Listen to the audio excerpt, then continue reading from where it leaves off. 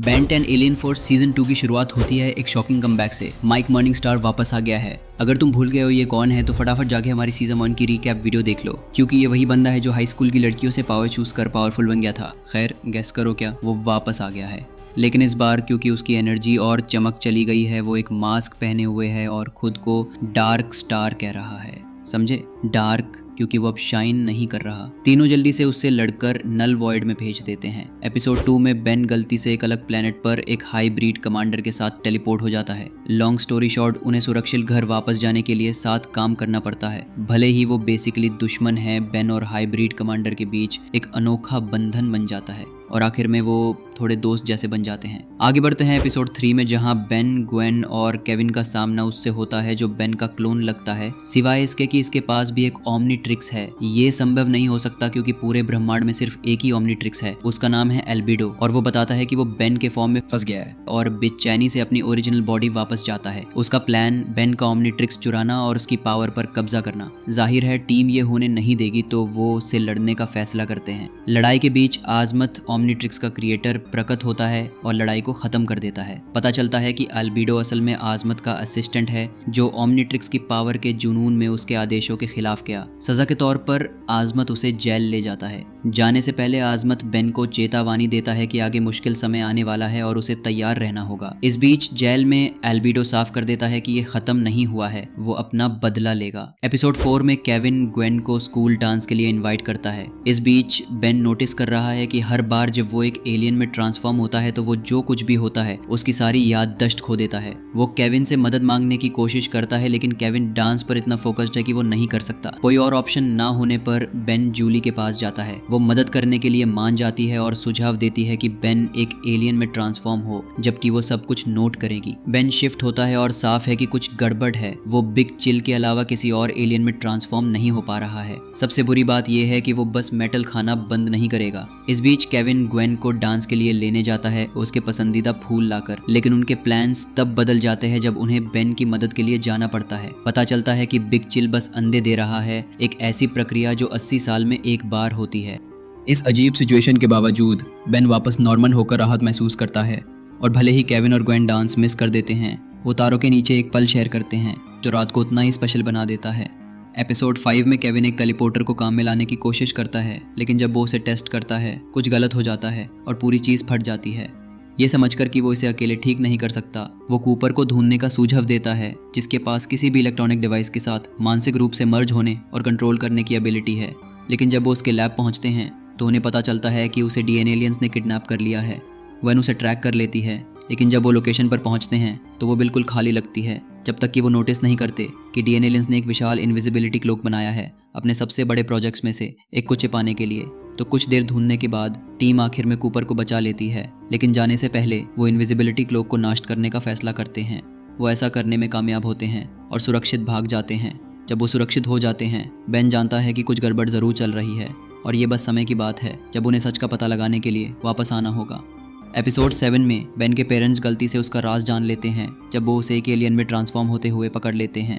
जाहिर है वो नाराज़ हैं, ना सिर्फ इसलिए कि उसने उनसे ये छिपाया, बल्कि इसलिए भी कि वो इस खतरनाक लाइफस्टाइल जो लगातार खतरों से भरी है के बिल्कुल खिलाफ हैं।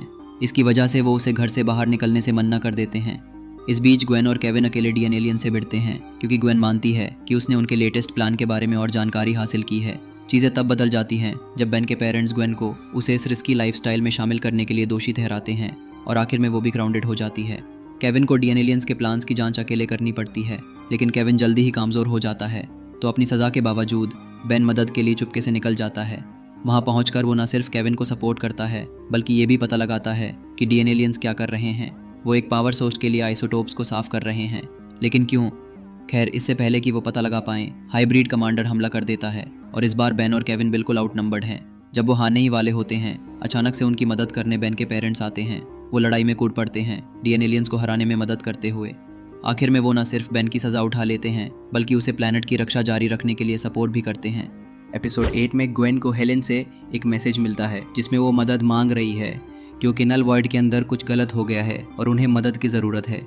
ये सुनकर बेन अकेले जाने का फैसला करता है क्योंकि वो जानता है कि वो जगह ग्वेन और केविन के लिए कितनी खतरनाक है। इसके अलावा किसी को उसकी वापसी के लिए पोर्टल खुला रखने के लिए रुकना होगा। नल वर्ल्ड के अंदर पहुंचकर बेन को जल्दी ये एहसास होता है कि हेलेन और मानी भागने की कोशिश नहीं कर रहे हैं। इसके बजाय उन्होंने उसे किसी ऐसे से लड़ने में मदद के लिए बुलाया है जिसे डॉक्टर एनिमो के नाम से जाना जाता है, और एक लड़ाई शुरू हो जाती है। पता चलता है कि वो गार्डियंस नाम के क्रिएचर्स को कंट्रोल कर रहा है और उन्हें बाकी नल वाइड में रह रहे एलियंस को परेशान करने के लिए कंट्रोल कर रहा है। एक छोटी सी लड़ाई के बाद बेन, हेलेन और मैनी भाग जाते हैं और उन्हें उनका दोस्त पियर्स द रेंच से मिलने ले जाता है। द रेंच कोई और नहीं बल्कि ग्रैंडपा मैक्स निकलते हैं। मैक्स बताते हैं कि जब उसने वो ग्रेनेड फोड़ा था तो वो कभी मरा ही नहीं था, वो असल में नल वॉइड में टेलीपोर्ट हो गया था। मैक्स बताता है कि डॉक्टर एनिमो एक ऐसी मशीन का इस्तेमाल करने का प्लान बना रहा है जो डायमेंशंस के बीच एक छेड़ कर सकती है, जिससे उसकी मॉन्स्टर सेना धरती पर हमला कर सकेगी। उसे रोकने के लिए बेन ग्रैंडपा मैक्स और हेल्पर्स के साथ टीम अप करता है और साथ मिलकर वो उसे हराने में कामयाब होते हैं। अपनी जीत का जश्न मनाते हुए ग्वेन बेन के लिए वापस आने के लिए एक छोटा सा पोर्टल खोलने में कामयाब हो जाती है। बेन मैक्स से अपने साथ आने के लिए कहता है, लेकिन मैक्स पीछे रहने का डिसीजन लेता है, ये जानते हुए कि नल वॉइड में अभी भी बहुत काम करना बाकी है। एपिसोड 12 में आजमत के प्लेनेट पर हाइब्रिड्स और डीएन एलियंस द्वारा कब्जा करने के बाद पैराडॉक्स उसे बेन से मिलने ले जाता है। वो ब्रह्मांड में एकमात्र ऐसा है जो उनसे लड़ने में मदद कर सकता है। जब वो पहुंचने बेन उन्हें देखकर हैरा हो जाता है, लेकिन तुरंत समझ जाता है कि अगर वो यहाँ है तो कुछ बहुत गलत ज़रूर है। आजमत बताता है कि उन्हें उसकी मदद की ज़रूरत है क्योंकि धरती हाइब्रिड्स की लिस्ट में अगला प्लेनेट है। उनका प्लान हर प्लेनेट पर जंप कैच बनाना है जिन पर वो कब्जा करते हैं, जो इंटरस्टेलर शॉर्टकट्स हैं जो उन्हें सेकंड्स में गैलेक्सी भर में वॉरशिप्स भेजने देते हैं। उन्हें रोकने के लिए टीम को धरती पर जंप किट को ढूंढना और नाश करना होगा, जिसे ग्वेन अंदाज़ा लगाती है कि वो शायद उस पुरानी खदान में छिपा है जहां उन्होंने कूपर को किडनैप होने के बाद बचाया था। पता चलता है कि वो सिर्फ वेदर टावर्स नहीं बना रहे थे, वो एक पूरा जंप किट बना रहे थे। जबकि ग्वेन, केविन और पैराडॉक्स मदद इकट्ठा करते हैं, बेन और आजमत के बीच ओमनिट्रिक्स के बारे में एक इम्पोर्टेंट बातचीत होती है। आजमत बताता है कि डिवाइस अनिवार्य रूप से एलियन स्पीशीज के लिए एक नुआज आर्क है जिसमें 1 मिलियन से ज्यादा क्रीचर्स का डीएनए स्टोर है। उसकी इस अनमोल कीमत की वजह से आजमुत बेन को लड़ने नहीं देगा। अगर ओमनिट्रिक्स नष्ट हो गया तो ब्रह्मांड के लिए सारी उम्मीद भी नष्ट हो जाएगी। हालांकि बेन लड़ाई में शामिल होने पर जोर देता है। आखिर सब कुछ दानवों पर है। कुछ हिचकिचाहट के बाद आजमुत मान जाता है और बेन को ओमनिट्रिक्स का पूरा एक्सेस दे देता है, जिससे वो लाखों अलग अलग एलियंस में ट्रांसफॉर्म हो सकता है। तभी ग्वेन, केविन और पैराडॉक्स अपनी फॉग के साथ आते हैं। डार्कस्टार, कूपर, शिप, जूली और एलन सबके साथ वो हाइब्रिड बेस की तरफ जाते हैं। ना सिर्फ उनसे लड़ते हुए बल्कि कूपर द्वारा बनाई गई एक मशीन का इस्तेमाल करके डीएन एलियंस को वापस इंसानों में बढ़ाते हुए। इसी एपिसोड में बेन पहली बार हुए बिग में भी ट्रांसफॉर्म होता है, उसका सबसे बड़ा एलियन पोर्टल को नष्ट करने की कोशिश में, लेकिन वो फेल हो जाता है। तभी लड़ाई एक खतरनाक मोड़ लेती है जब जंप किट एक्टिवेट हो जाता है, एक विशाल पोर्टल खोलता हुआ। सेकंड्स में हजारों हाइब्रिड वॉरशिप्स दिखने लगती है जो कि बेन और बाकियों के लिए संभालना काफी मुश्किल है। ग्वेन और बाकी लोग उम्मीद खोने लगते हैं, ये सोचते हुए कि अटैक को रोकने के लिए बहुत देर हो चुकी है। लेकिन बेन के पास एक प्लान है, में कंट्रोल टावर को नष्ट करना और हाइब्रिड कैप्टन को अपने जहाजों को वापस बुलाने के लिए मजबूर करना। ये पागलपन लगता है लेकिन टीम उसे सपोर्ट करती है। बेन, ग्वेन और केविन टावर की तरफ दौड़ते हैं। अंदर पहुंचकर उनका सामना हाइब्रिड कमांडर से होता है। जब चीजें गलत दिशा में जाने लगती है, ग्वेन अपने एनाडाइट फॉर्म में ट्रांसफॉर्म होती है और उसे हराने में कामयाब हो जाती है। वो इस पावरफुल स्टेट में रहना चाहती है, लेकिन केविन उसे वापस नॉर्मल होने के लिए कन्विंस करता है, ये मानकर कि वो उसे खोने से डरता है क्योंकि वो इतनी पावर के लिए तैयार नहीं है। काफी रोमांटिक है ना। इस बीच ग्रैंडपा मैक्स, हेलेन, मैनी और पियर्स लड़ाई में शामिल हो जाते हैं, लेकिन उन्हें जल्द ही एहसास होता है कि हाइब्रिड कमांडर्स को हराना युद्ध को रोकने के लिए काफी नहीं होगा। असली फैसला लेने वाले हाइब्रिड होम वर्ल्ड पर है। तो जबकि बाकी लोग डीएन एलियन से लड़ने के लिए पीछे रहते हैं, बेन, ग्वेन, केविन, जूली और आजमुत सीधे हाइब्रिड सुप्रीम का सामना करने के लिए पोर्टल से गुजार जाते हैं। वहां आजमुत एक शॉकिंग सच का खुलासा करता है, हाइब्रिड्स अपनी ताकतवर होने की वजह से हमला नहीं कर रहे बल्कि अपनी मजबूरी की वजह से कर रहे हैं, क्योंकि उनकी स्पीशीज मर रही है और वो आखिरी पीढ़ी है। उनका सोल्यूशन ब्रह्मांड में सारे जीवन को मिटा देना ताकि वो अकेले ना मारे। तभी बेन को एक ब्रिलियंट आइडिया आता है, उनकी मदद क्यों ना की जाए। ओमनिट्रिक्स का इस्तेमाल करके वो उनके डीएनए को रीप्रोग्राम करता है, उनके जेनेटिक कोड में रैंडम एलियन स्पीशीज डालकर, ताकि उनकी वंश जारी रह सके। और ये सच में काम करता है।